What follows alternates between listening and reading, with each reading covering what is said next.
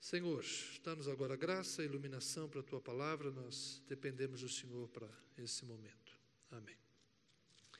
Eu quero retomar com vocês as reflexões dos encontros que são narrados no Evangelho de João.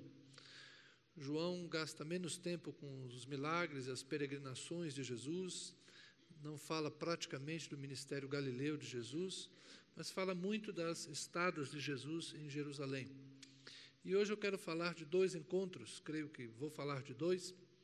O encontro que termina com a cura de um homem que estava no tanque de Betesda e a cura de um cego de nascença que esmolava nas cercanias do templo. Dois encontros um pouco diferentes dos anteriores. Se vocês se lembrarem, o primeiro que falamos foi o encontro com Nicodemos, que foi até Jesus à noite, o encontro com a mulher samaritana, em que Jesus se encontrou com ela no poço de Jacó e iniciou o diálogo. E também falamos, na mensagem anterior, do encontro dos primeiros discípulos com Jesus. E aqui nós temos duas narrativas interessantes. Eu não vou ler todo o texto, são textos longos, você terá liberdade, João capítulo 5 e depois João capítulo 9. São dois textos longos que retratam esse momento. Apenas os primeiros versos do capítulo 5. Algum tempo depois, Jesus subiu a Jerusalém para uma festa dos judeus. Há em Jerusalém, perto da Porta das Ovelhas, é um mercado de venda de animais. Um tanque que em aramaico é chamado de Betesda, palavra que significa casa de misericórdia. Tendo 5 entradas em volta, ali costumava ficar um grande número de pessoas doentes, inválidas, cegos, mancos e paralíticos. Verso 5, um dos que estavam ali era um paralítico, fazia 38 anos. Quando Jesus o viu deitado e soube que ele vivia naquele estado durante tanto tempo, Jesus lhe perguntou: você quer ficar curado? Disse o paralítico: Senhor, não tenho ninguém que me ajude a entrar no tanque quando a água é agitada. Enquanto estou tentando entrar, outro chega antes de mim.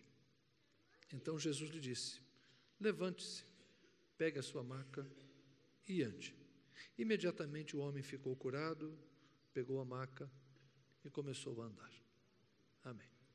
Esse é um encontro casual. Jesus estava passando num lugar onde havia muitos enfermos. Há uma crendice que está retratada aqui no verso que eu saltei. Naquela época eles tinham uma crendice mesmo, de que as águas daquele tanque eram terapêuticas, curativas por meio de um milagre. Eles acreditavam que de quando em quando um anjo tocava a água e quem entrasse na água primeiro seria curado. Há muitos lugares como esse espalhados pelo mundo. Gente que acredita em algo milagroso, em água medicinal, enfim. Há quem vá ver um santo que chora, há quem vá ver uma água que jorra de algum lugar diferente. Crendice sempre existiu e havia essa crendice. Não está no texto original, era provavelmente uma explicação à margem do Evangelho de João, mas em algum momento alguém tirou da margem, colocou para dentro do texto. Então muita gente ainda, de certa forma, entende que esse milagre, isso acontecia. Imagine uma fonte natural, onde de repente a água vem do subsolo e brota e as pessoas estão ali e ouviram dizer que aquela água cura quando isso acontece. Ninguém viu o anjo descer, ninguém viu, mas a água se mexeu. Então, quem está doente, pula dentro. São crendices que acontecem em diferentes lugares e em Jerusalém havia essa. E esse homem, que a gente não sabe o nome, vivia ali talvez nessa expectativa. Ou estava ali porque era um lugar bom para se esmolar e para se abrigar. 38 anos é um longo tempo de enfermidade. Interessante que nesse lugar havia muita gente enferma, mas aparentemente, pela narrativa, Jesus curou apenas este homem. E não curou à toa, ele curou porque teve compaixão. Num lugar que se chama Casa de Misericórdia, Jesus teve misericórdia daquele homem. Quando ele soube que aquele homem estava ali há 38 anos, ou estava paralítico há 38 anos, um longo tempo de limitação e sofrimento, Jesus então vai até ele, e faz uma pergunta direta: você quer ser curado? É lógico que o homem gostaria de ser curado. E Jesus então só diz: levanta, enrola aí a tua esteira, tua maca, esse teu colchão, essa tua cama de campanha. Era um jeito de dormir de forma simples, não é uma cama igual que a gente usa hoje, 4 pés, um estrado, cabeceira. Não, era uma coisa mais simples. Pega isso aí, enrola, põe nas costas e vai para casa. Ir para casa talvez fosse difícil para aquele homem. Vai saber há quanto tempo ele não tinha contato com sua família. Quando ele diz que não tenho ninguém que me ajude, é porque ele não tinha ninguém com ele mesmo. Talvez vivesse da misericórdia de outras pessoas. Mas a misericórdia das outras pessoas não o curava, apenas permitia que ele continuasse vivendo naquela vida precária.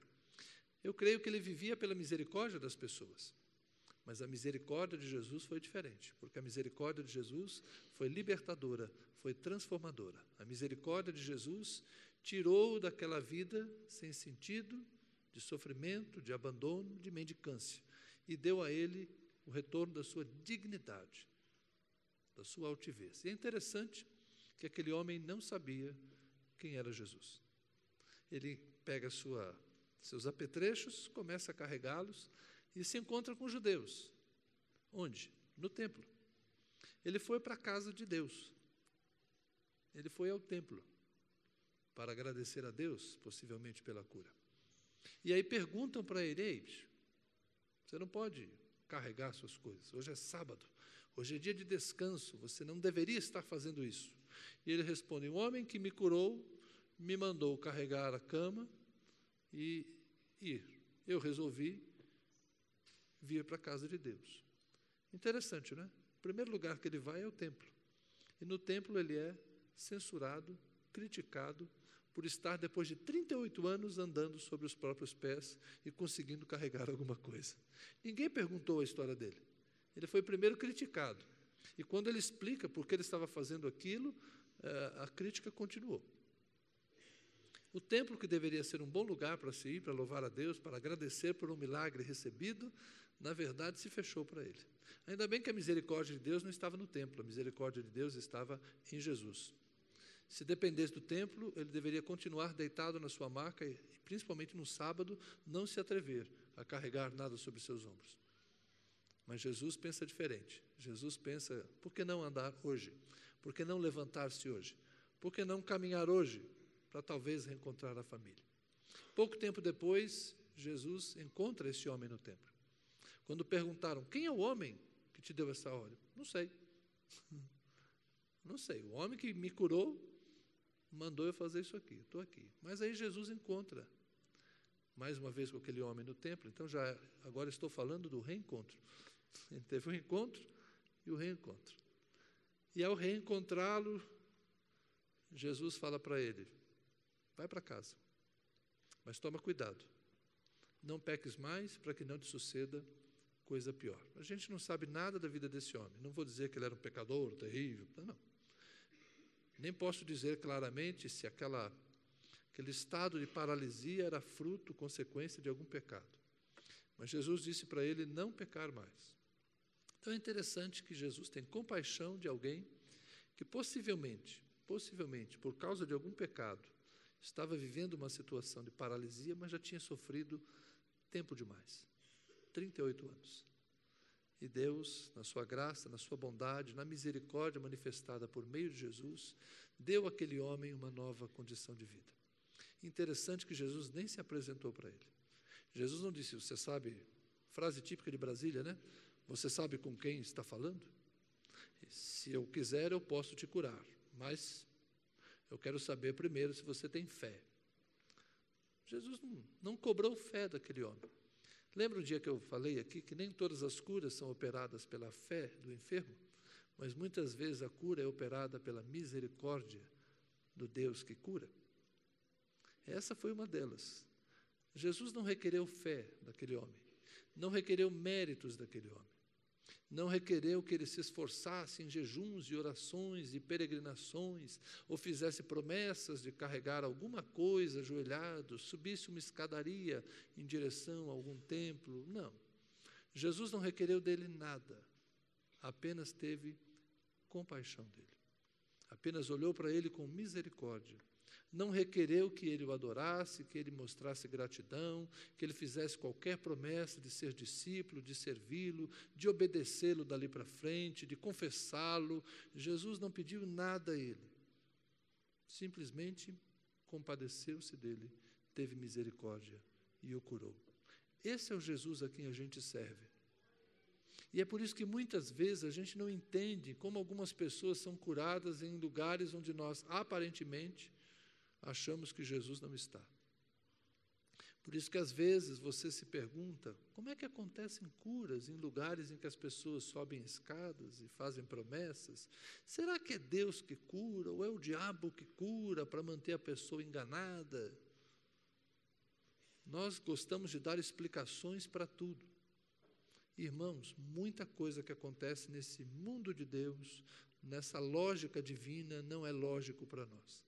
Deus age por caminhos que a gente nem passa perto. E Deus faz milagres onde a gente nem esperava que Ele estivesse presente. A gente crê na onipresença de Deus, mas parece que a gente acha que Deus só trabalha em alguns lugares. Ele está no mundo todo, os olhos do Senhor percorrem a terra e conhecem o coração de cada um, mas Ele só age na rua tal, templo tal, a hora tal, nas condições tais, tais e tais. Enganamo-nos pensando assim. Deus age quando quer, onde quer, como quer e abençoa a quem quer. Deus surpreende. Esses encontros com Jesus são surpreendentes.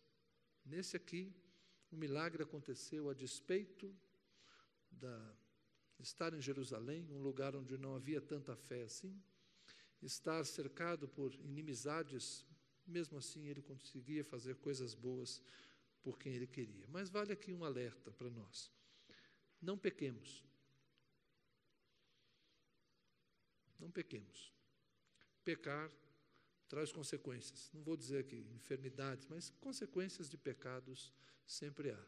Jesus deu um conselho àquele homem: não peque mais, para que não te suceda algo pior. Então, cuidado. Não peque. Não é bom pecar porque pode trazer consequências, mas expresse a sua fé em Deus e acredite na misericórdia do Senhor, que é maior do que a misericórdia dos homens. Amém? Esse milagre tem algumas, digamos assim, coisas parecidas, correlatas ao milagre que está registrado no capítulo 9.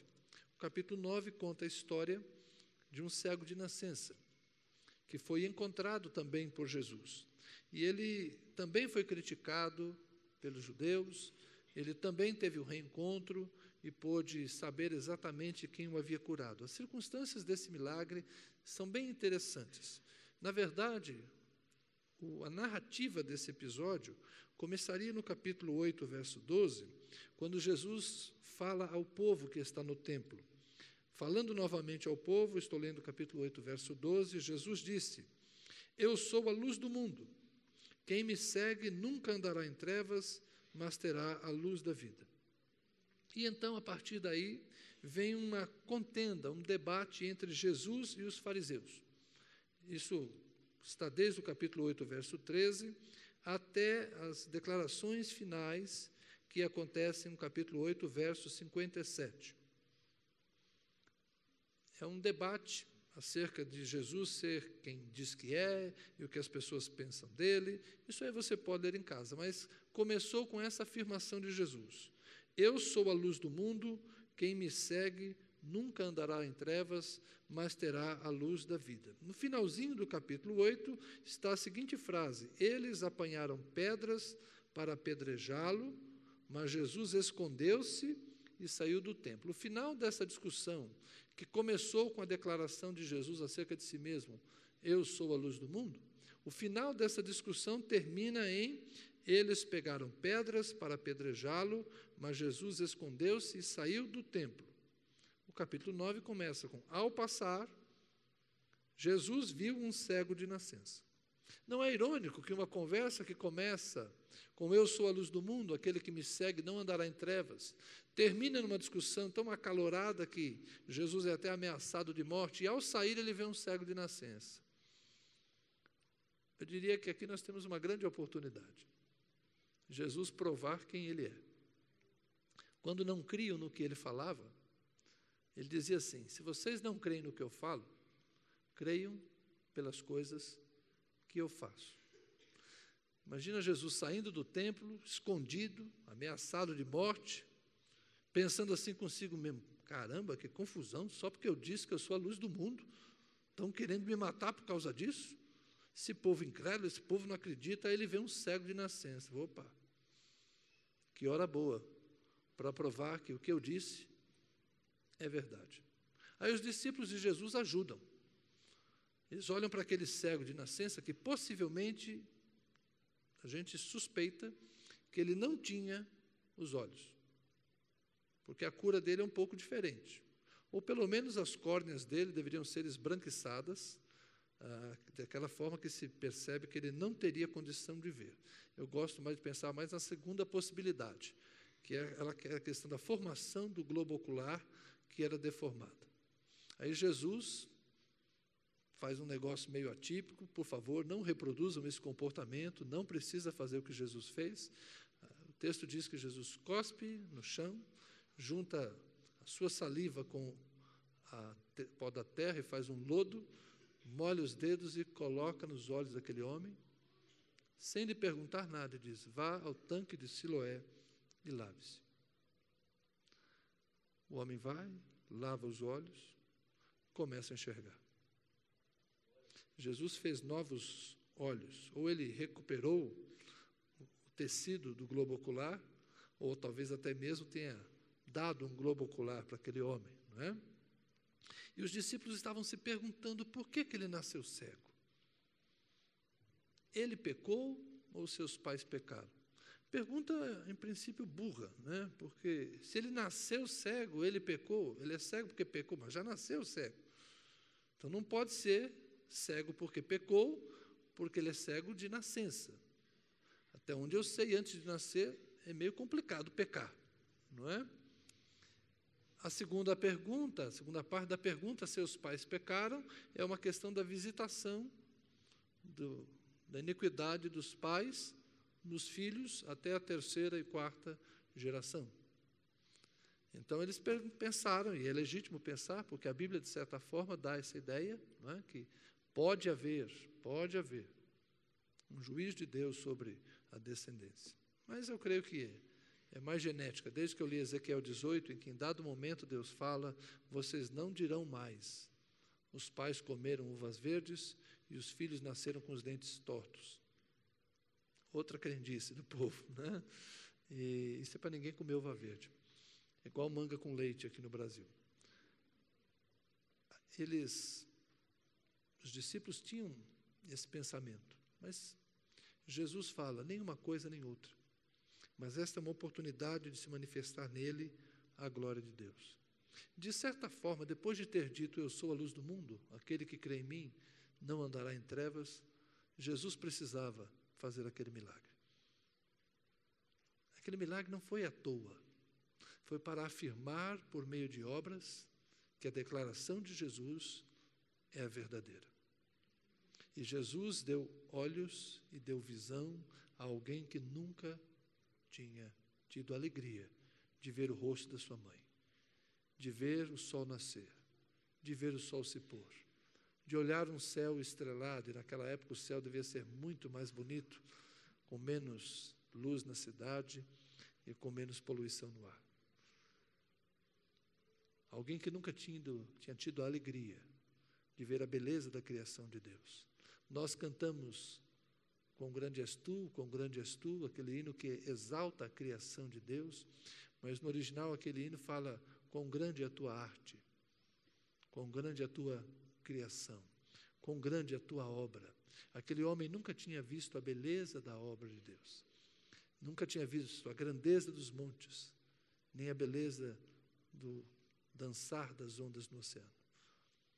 Mas aquele dia, aquele homem viu, porque Jesus é a luz do mundo, e aquele que anda após ele não está em trevas, mas é iluminado. Por isso que aquele milagre não foi um milagre casual. Talvez Jesus já tivesse passado por aquele cego outras vezes, porque ele vivia esmolando ali. E em Jerusalém, de fato, Jesus não fazia muitos milagres, principalmente no templo. Mas naquela hora Jesus decidiu fazê-lo, para provar que ele de fato é quem diz ser. Mas isso causou de novo polêmica, porque aí começaram a dizer, não é o cego não, é alguém parecido com ele.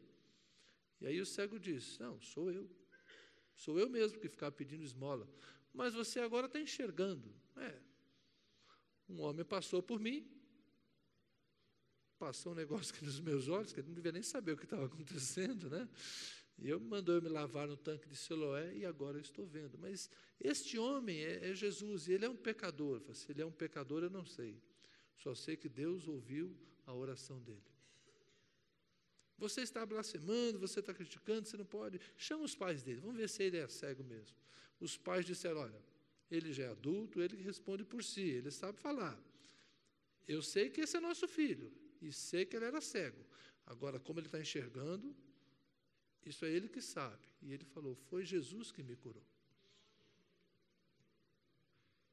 E dali a pouco aquele homem se encontra com Jesus de novo. E quando ele se encontra com Jesus, Jesus tem uma segunda conversa com ele. Insultaram aquele homem e o mandaram embora da sinagoga. Então Jesus, sabendo que o homem fora expulso do templo, expulso da sinagoga, aliás, é do templo mesmo, Jesus vai ao encontro dele mais uma vez. Capítulo 9, verso 35. Jesus ouviu que o haviam expulsado do templo, e ao encontrá-lo disse, você crê no Filho do Homem? Perguntou o homem, quem é ele, Senhor, para que eu nele creia? Porque no primeiro encontro com Jesus ele era cego, ele não viu o rosto de Jesus. Depois ele foi ao tanque se lavar, e ele continuava não identificando Jesus visualmente. Então Jesus vai até ele e fala, você crê no Filho do Homem? E quem é ele, Senhor, para que eu nele creia? Disse Jesus, você já o tem visto, é aquele que está falando com você. Sou eu que estou falando com você. Então o homem disse, Senhor, eu creio. E o adorou. Ele se ajoelhou diante de Jesus. Disse Jesus, eu vim a este mundo para o julgamento, a fim de que os cegos vejam e os que veem se tornem cegos.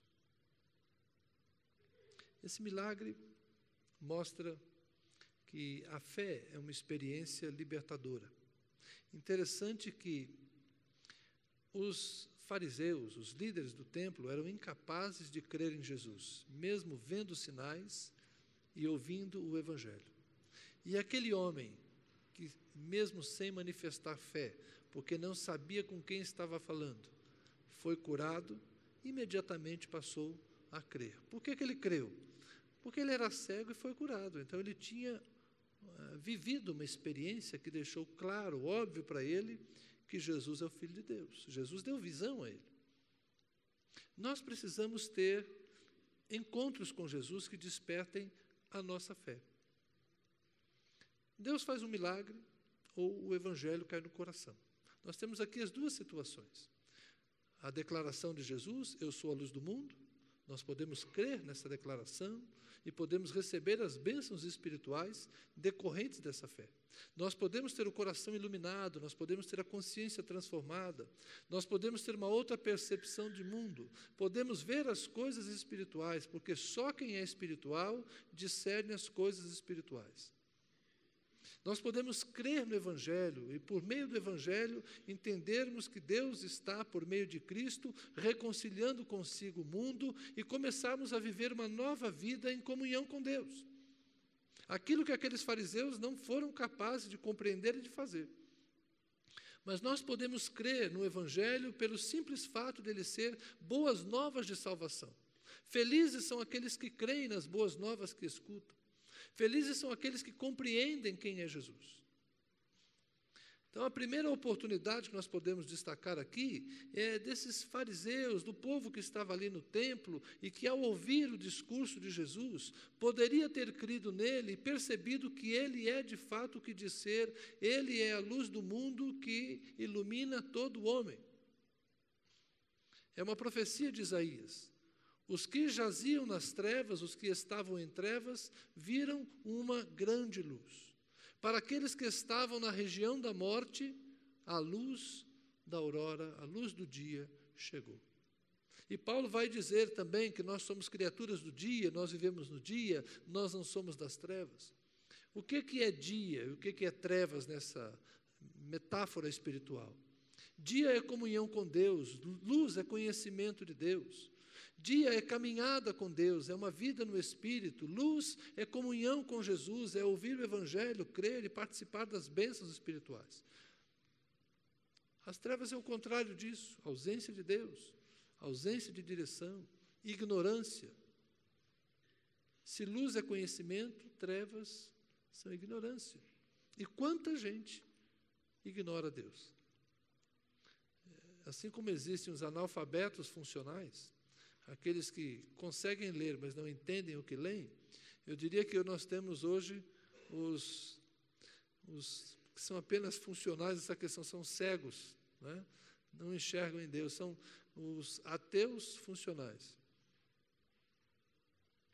Eles não conseguem andar com Deus. Se você perguntar para ele, Deus existe? Existe, mas você ouve Deus? É difícil. Deus existe, mas você fala com Ele? Não tenho esse hábito. Deus existe? Deve existir, mas e aí, você tem relacionamento com Ele? Não. Então tem muita gente que não se confessa ateu, mas é um ateu funcional, porque não se relaciona com Deus. Nós precisamos hoje de relacionamento com Jesus, para dizer que verdadeiramente andamos na luz. E nós temos que ter cuidado, porque ao nosso redor vai ter muita gente para dizer que Jesus não é tudo isso, que Jesus não é o que diz ser. Esse homem é um pecador, esse homem é um herege. Tem gente que vai dizer, Jesus não é filho de Deus, Jesus é só um sábio, um poeta, um profeta, Jesus era um libertário, Jesus é um homem que reagiu aos poderes da sua época, Jesus era um reacionário. Não. Jesus é quem diz ser, eu sou a verdadeira luz que ilumina todo homem. Aquele que me segue não andará em trevas. Jesus é o caminho, Jesus é a verdade, Jesus é a vida. E felizes são aqueles que entendem que o caminho é estreito, que a porta é apertada e conseguem acertar por ele. Mas haverá vozes que dirão que nós estamos no caminho errado, que Jesus não é tudo isso e que a gente precisa repensar a nossa escolha. Mas, irmãos, essas pessoas que dizem isso podem nos dar a visão? Naquele templo não havia cura para aquele homem.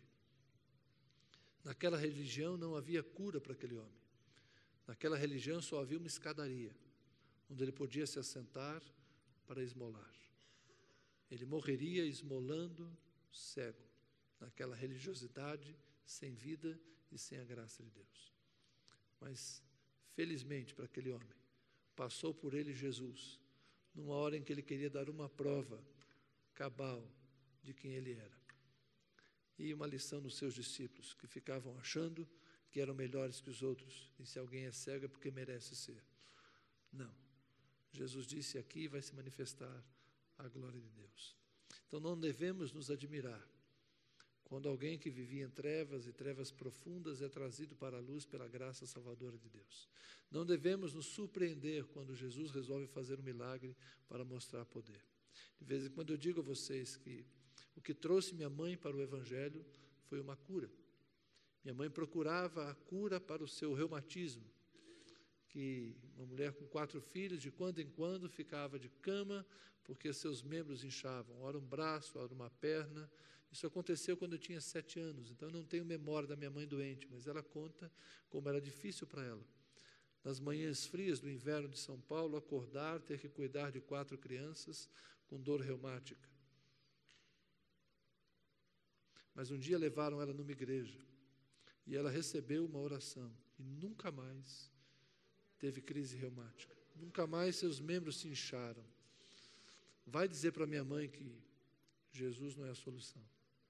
Vai dizer para minha mãe que Jesus não cura, que Jesus não é o que dizem que Ele é. Tenta tirar do coração dela a fé que nasceu por causa de um milagre. Isso que a gente tem que entender. Nós somos felizes porque cremos pelo ensino, mas há muitos que são mais felizes ainda porque creram, porque viveram um milagre, viveram uma cura milagrosa, viveram uma experiência que a ciência não explica, que o homem não explica, que a religião não explica, mas que o poder de Deus atende todas as questões. Nós cremos num Jesus que cura, que liberta, que transforma, que tem misericórdia. Estes 2 homens tiveram embates com a religião dos seus dias, mas receberam a graça de Deus por meio de Jesus. Nós estamos vivendo dias de muita religiosidade também, de muita conversa, de muita teologia, de muita discussão. Nós estamos vivendo dias de muitas informações e às vezes contraditórias. Jesus está aqui, mas não está ali. Jesus faz isso, mas não faz aquilo. Irmãos, Jesus cura em tantos lugares. Já disse isso, mas volto a repetir. Jesus liberta em tantos lugares. Nós estamos muito condicionados a ver Jesus nos templos, mas Jesus faz muitas coisas do lado de fora. Esses 2 milagres não foram feitos no templo, que deveria ser um lugar onde as pessoas seriam acolhidas e abençoadas. Mas naquela época o templo não era um lugar para Deus agir. Era um templo que estava a serviço do poder humano, da religião humana que havia se esquecido de Deus. Jesus tinha que fazer o milagre do lado de fora. Se ele entra, ele é apedrejado. É irônico, não é? Que na casa do Pai, na casa de Deus, Jesus quase é apedrejado. Ele tem que fazer o milagre do lado de fora. Mas faz. E vai continuar fazendo.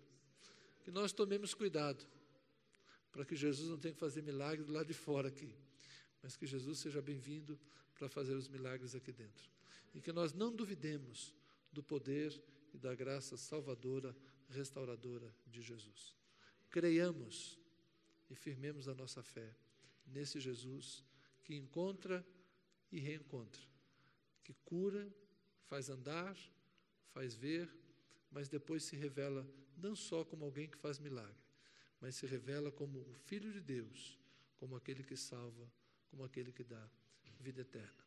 É bom conhecer a Jesus por um milagre, mas que a gente não pare aí, que a gente receba de Jesus a bênção completa da salvação, da regeneração, de sermos templos do Espírito Santo, porque essa é a grande obra que Jesus quer fazer por nós. Amém? Encher-nos do seu Espírito. Convido você a curvar sua fronte e vamos orar.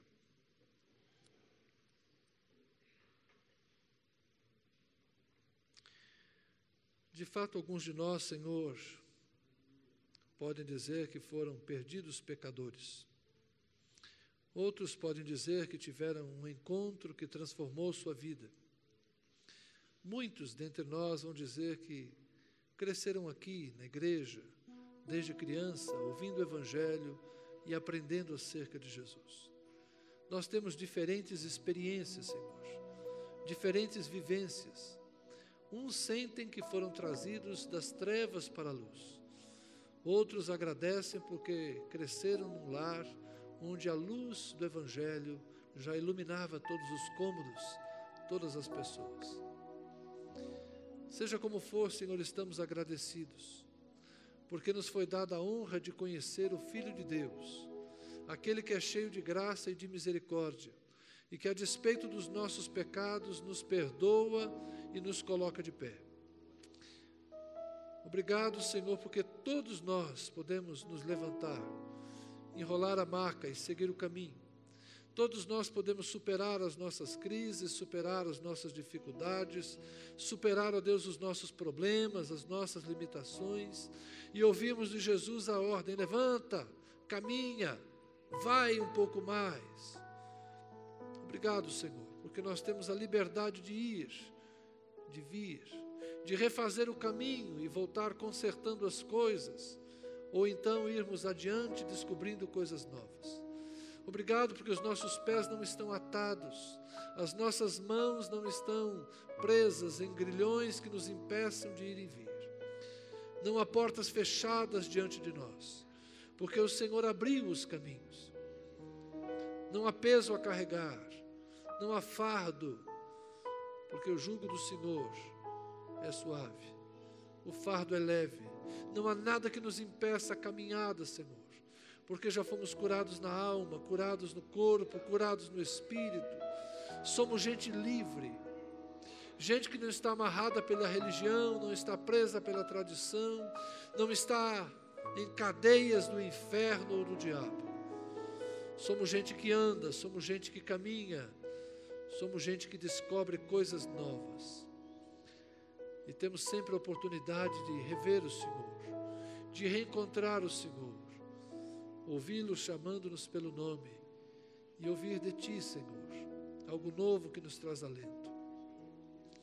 Nenhum de nós mais é cego, ó Deus. Não estamos em trevas procurando um caminho, nós já o encontramos. Não estamos perdidos, Senhor, sem direção. Temos um rumo, temos um norte, temos um destino. Há uma trilha luminosa diante de nós, porque os nossos olhos podem vê-la. Para nós não há noite escura, todo dia é dia claro, porque o Senhor está conosco. E ainda que, se por um momento o céu se escureça, e as trevas pareçam dominar a terra, nós temos o Senhor. Tua vara, teu cajado nos consola. Mesmo em um vale de sombras e de morte, o Senhor está conosco, o Senhor não nos desampara. Nós hoje vemos, Senhor, vemos que há uma verdade, vemos que há um Deus, vemos que há um evangelho de boas novas que nos convida ao relacionamento. Vemos que há gente santa caminhando conosco, vemos que há gente boa que também crê em Jesus. Há muita gente sincera e há muitas vozes que também louvam o Senhor, e os nossos ouvidos podem perceber. Obrigado, Senhor, porque fomos iluminados, fomos chamados à comunhão. Faz este milagre, Senhor, ser novo a cada dia. Reencontra-nos, Senhor. Se alguém está ainda um pouco distante, se alguém se esqueceu das bênçãos que já recebeu, se alguém, ó Deus, está cansado de caminhar, ou com os olhos pesados, uma visão turva, visita-nos, Senhor. Visita o coração incrédulo, mas também o coração hesitante, e opera hoje no nosso meio, Senhor, para que todos tenhamos a alegria de andar, retornar para a casa do Pai, e a alegria de ver, olhando no rosto uns dos outros, o brilho de Cristo que está em nós. Obrigado, Deus, por teu Filho Jesus. Obrigado, Jesus, pelo teu Espírito.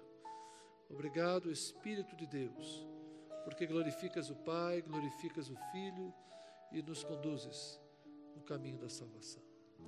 Amém e amém. Graças a Deus. Pensou em algum?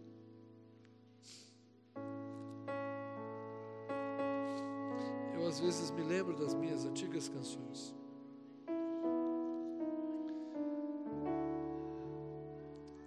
Quanto a gente precisa de Deus, gente. Nós temos tantas oportunidades de andar com Deus, e às vezes a gente fica paralisado por falta de motivação, falta de vontade. Quantas bênçãos nós temos para enxergarmos melhor e compreendermos a vida, mas a gente parece que quer fechar os olhos e se esquecer do que está acontecendo ao nosso redor. Vamos assumir uma postura de quem crê, de quem vive debaixo da bênção do Senhor. Crer em Deus, caminhar. Amém? Vamos ficar de pé.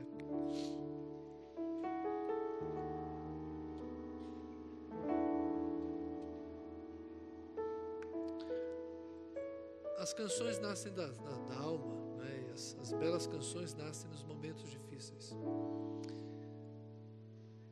As canções mais difíceis de cantar são aquelas que nos comprometem, são aquelas que exigem de nós uma decisão daquilo que vamos fazer. A gente canta o 46 sempre enfatizando: eu perdido pecador, Cristo me amou. Mas eu gostaria de enfatizar hoje a segunda estrofe: minha vida, todo ser, quero lhe consagrar. Ao seu lado vou viver, do seu amor falar ou cantar, já não lembro bem. A mensagem transmitir aos que perdidos são, venham todos fluir a salvação. Como a gente precisa acordar para essa realidade. Tem muita gente paralisada e muita gente cega que precisa conhecer Jesus. Depende de mim e de você. Jesus ia ao encontro dessas pessoas. Nós devemos fazer o mesmo, tá? Vamos cantar a segunda estrofe do 46 do cantor cristão. Minha vida, todo ser, quero lhe consagrar. Ao seu lado vou viver, o seu amor cantar. A mensagem transmitir aos que perdidos são. Venham todos já fluir a salvação. De novo a estrofe. Minha vida, todo ser, quero lhe consagrar. Ao seu lado vou viver, o seu amor cantar. A mensagem transmitir aos que perdidos são. Venham todos já fluir a salvação. Cristo me amou e me livrou. O seu imenso amor me transformou. Foi seu poder, o seu querer. Sim, Cristo Salvador me transformou. Deus te abençoe, que a graça do Senhor te enriqueça. Vamos na paz.